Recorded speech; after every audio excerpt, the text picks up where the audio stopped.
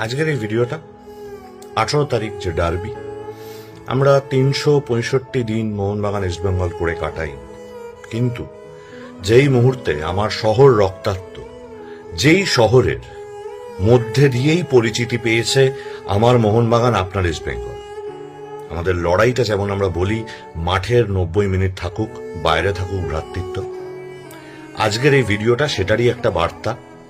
মাঠের 90 মিনিটেও থাকুক ভ্রাতৃত্ব। আজ 18ই অগস্ট, চলুন সকলে মিলে মোহনবাগান ইস্টবেঙ্গল নির্বিশেষে, আমরা যেমন মোহনবাগান ক্লাবকে আমরা মা বলে সম্বোধন করি, সমস্ত ইস্টবেঙ্গল সাপোর্টারদের বলছি তোমরা যেমন ইস্টবেঙ্গল ক্লাবকে মা বলে সম্বোধন করো, আমাদের শহর, আমাদের মা, সেইখানেও সেও আজ রক্তাক্ত।